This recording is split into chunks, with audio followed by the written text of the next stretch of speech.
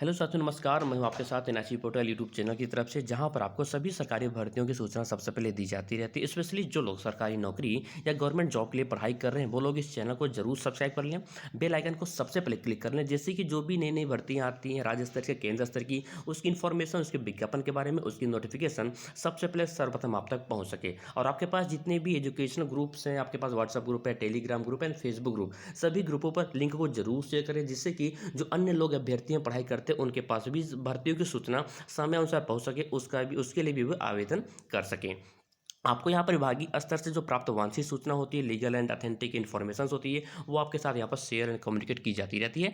Anyway, आज हम यहाँ पर आपको बताने वाले हैं सेंट्रल पॉल्यूशन कंट्रोल बोर्ड में जो नए विज्ञापन जारी किया गया है, नई भर्ती आई उसके बारे में, जिसका न्यू रिक्रूटमेंट के लिए नोटिफिकेशन जारी कर दिया गया है। और ये परमानेंट सेंट्रल गवर्नमेंट जॉब है, जहाँ पर आपकी सैलरी जो है 40,000 से 80,000 रुपये के बीच में होगी। यहाँ पर स्टेप बाय स्टेप आपको सारी जानकारी मिल जाएगी, बेसिक इन्फॉर्मेशन से लेकर एडिशनल इन्फॉर्मेशन तक। आपको आवेदन भी कहीं करने की जाने की जरूरत नहीं है, यहीं से आप आवेदन भी कर पाएंगे और यहीं से आप इसके विज्ञापन यानी कि नोटिफिकेशन को भी डाउनलोड कर भी पाएंगे। यहाँ पर आपको बताएंगे कि एज क्या है, क्वालिफिकेशन क्या क्या मांगा गया है, यदि आप हाई स्कूल पास आउट है, 12th पास आउट है, फिर आप किसी भी स्ट्रीम से आपने ग्रेजुएशन किया है, आपके पास डिग्री है, फिर आपने पीजी किया है, फिर आपने बीई टेक्निकल बीटेक किया है, तो आप यहाँ पर पोस्ट वाइज आवेदन कर सकते हैं। चलिए सबसे पहले आपको ले चलते हैं इसके ऑफिशियल नोटिफिकेशन है, विज्ञापन है, दिखाते हैं। सो गाइस, ये है ऑफिशियल नोटिफिकेशन, जिसका विज्ञापन आप यदि आप इसको डाउनलोड करना चाहते हैं तो इसका लिंक आपको नीचे डिस्क्रिप्शन में मिल जाएगा, और इसके लिए आवेदन भी करना चाहते हैं तो उसका भी लिंक आपको नीचे डिस्क्रिप्शन में मिल जाएगा। लेकिन परंतु आवेदन करने से पहले, फॉर्म को अप्लाई करने से पहले आप सारी इन्फॉर्मेशन ले लीजिए, उसके बाद ही आवेदन करें। देख सकते हैं कि वैकेंसी है सेंट्रल पॉल्यूशन कंट्रोल बोर्ड, जहाँ पर ministry of environment and forest and climate change गोल से वैकेंसी जारी की है दिल्ली से, जिसका एडवर्टाइजमेंट नंबर यानी कि विज्ञापन संख्या यहाँ पर दे दिया गया है। अब बात करते हैं कि यहाँ पर जो लास्ट डेट है वो कैसे कैसे है, तो आप जो है 6 तारीख से लेकर 31 मार्च के पहले आप आवेदन कर सकते हैं। यहाँ पर देखिए डेट एंड टाइम दे रखा है एप्लीकेशन के लिए आवेदन करने का। अब यहाँ पर कई सारे पोस्ट हैं, बहुत सारे पोस्ट में भर्तियां हैं। तो सबसे पहले देखते हैं कि यहाँ पर साइंटिस्ट बी, आपकी जो सैलरी होगी इस पोस्ट के लिए लेवल 10th के अकॉर्डिंग रहेगी। सैलरी होगी 56,000 से 1,77,000 रुपये, और अपर एज लिमिट 35 PH, यानी कि यदि आपकी उम्र 35 वर्ष से कम है तो आप यहाँ पर आवेदन कर सकते हैं। Category wise number of post यहाँ पर डिवाइड किया गया, आप इसको रीड कर सकते हैं यदि आप जिस कैटेगरी से बिलोंग करते होंगे। उसके बाद देखते हैं कि असिस्टेंट लॉ ऑफिसर के लिए भी अपर एज लिमिट 30 है। यहाँ पर सारी पोस्ट के लिए अपर एज लिमिट 30 रखा गया। अपर एज लिमिट मतलब जो अनरिजर्व कैटेगरी से बिलोंग करते हैं। यदि आप रिजर्व कैटेगरी से बिलोंग करते हैं, OBC, SC, ST, pH, handicapped, PWD, तो आपको यहाँ पर उम्र में छूट भी दी जाएगी। ओके, वो उसकी बातें बाद बताते हैं। इसके बाद पहले आपको पोस्ट बता दूँ किस किस पोस्ट भर्ती है, उसके बाद इसकी क्वालिफिकेशन भी बता देंगे। उसके बाद है assistant account officer, then after senior scientific assistant. उसके बाद है टेक्निकल सुपरवाइजर के पदों पर भर्तियाँ हैं। किसकी कितनी सैलरी रहेगी, देखिए उसके कॉलम में वो सैलरी डिफाइन की गई, आप इसको देख सकते हैं। उसके बाद बात करते हैं कि असिस्टेंट के लिए भी यहाँ पर भर्ती है, देन अकाउंट असिस्टेंट के लिए भी भर्तियाँ रखी गई हैं। अगला पोस्ट है जूनियर टेक्नीशियन का, then after senior laboratory assistant का। उसके बाद है अपर डिवीजन क्लर्क के लिए भी भर्ती है, जिसकी सैलरी 25,000 से 81,000 रुपये रहेगी। ओके, यहाँ पर एज में बदलाव किया गया है, 18 से 27 वर्ष के बीच में आपकी उम्र होनी चाहिए। ओके, उसके बाद है data entry operator grade second के लिए भी वैकेंसीज हैं। देन आफ्टर अगली जो पोस्ट है, नेक्स्ट पोस्ट है, वो है जूनियर लेबोरेटरी असिस्टेंट का। उसके बाद लोअर डिवीजन क्लर्क के लिए भी वैकेंसी है। फील्ड अटेंडेंट के लिए भी है, मल्टी टास्किंग स्टाफ के लिए। ये थी इसकी जो एज लिमिटेशन है, क्या रखी गई है, 18 से 27 वर्ष के बीच में आपकी उम्र होनी चाहिए। अब बात करते हैं यहाँ पर क्वालिफिकेशन की, देख लेते हैं। अब सबसे पहले देख लेते हैं कि जो एज में रिलैक्सेशन दिया जाएगा, उम्र में छूट दी जाएगी, वो कैसे दी जाएगी। यदि आप एससी या एसटी कैटेगरी से बिलोंग करते हैं तो आपको 5 वर्ष की उम्र में छूट दी जाएगी, और यदि आप ओबीसी कैटेगरी से बिलोंग करते हैं तो 3 ईयर्स की आपको यहाँ पर एज में रिलैक्सेशन दिया जाएगा।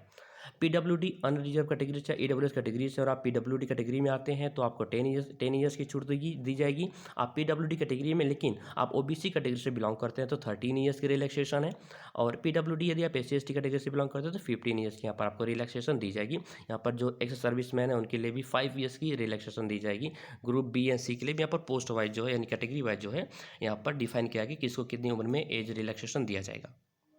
अब बात करते हैं कि जो एजुकेशनल क्वालिफिकेशन है पोस्ट वाइज क्या क्या है। तो यदि आप साइंटिस्ट भी पोस्ट के लिए आवेदन करना चाहते हैं तो आपके पास जो आपने बैचलर डिग्री कर रखा हो इन इंजीनियरिंग और टेक्नोलॉजी फ्रॉम रिकॉग्नाइज्ड यूनिवर्सिटी से, आपके पास बीई या बीटेक की डिग्री होनी चाहिए इंजीनियरिंग या फिर टेक्नोलॉजी से रिलेटेड, सिविल या केमिकल या इन्वायरमेंटल इंजीनियरिंग से होना चाहिए, जिसका नंबर ऑफ पोस्ट है 34। ठीक है, और यहाँ पर कंप्यूटर साइंस और इन्फॉर्मेशन टेक्नोलॉजी से भी आपने बीई या बीटेक कराया है, टेक्नीशियन है, तो आप यहाँ पर आवेदन कर सकते हैं। यदि आपने ये नहीं किया तो कोई बात नहीं, आपके पास जो मास्टर डिग्री है इंजीनियरिंग या टेक्नोलॉजी से, तो भी आप यहाँ पर आवेदन आवेदन कर सकते हैं।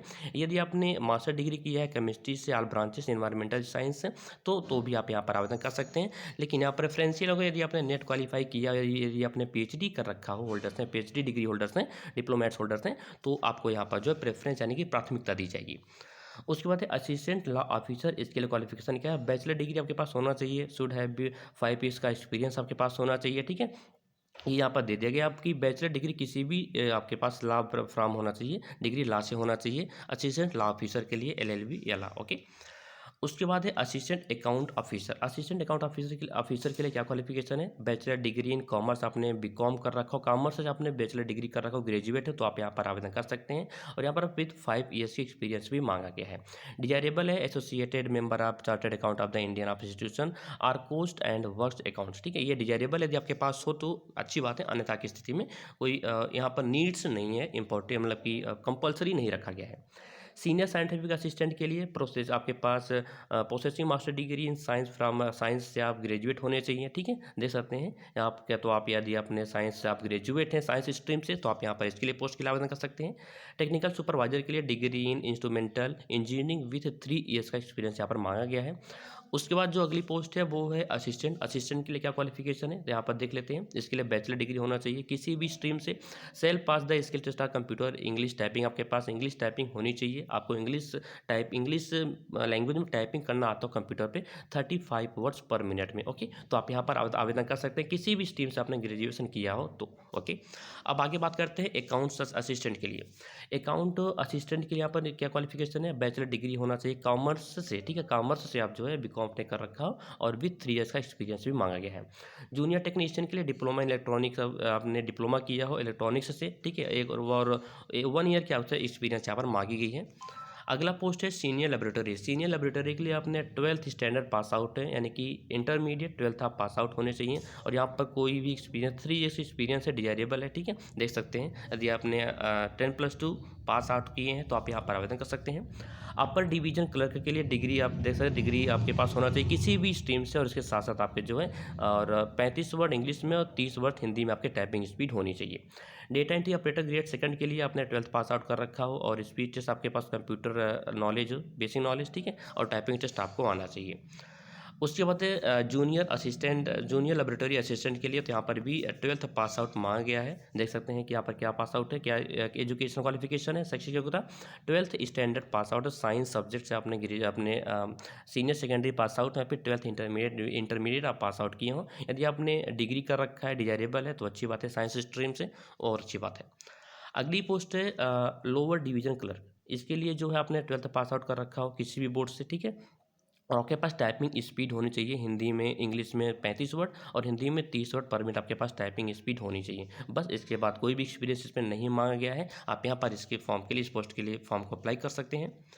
नेक्स्ट पोस्ट है फील्ड अटेंडेंट। फील्ड अटेंडेंट के लिए सिर्फ 10th पास आउट होने चाहिए, 10th standard pass out from the किसी भी बोर्ड से, चाहे वो सीबीएसई बोर्ड से, आईसीएसई बोर्ड से, या फिर यूपी बोर्ड से, या फिर आप जिस भी स्टेट से बिलोंग करते हैं, आप अपने स्टेट बोर्ड से पास आउट किए हो तो आप यहाँ पर आवेदन कर सकते हैं। यदि आप 12th भी पास आउट हैं तो और भी अच्छी बात है।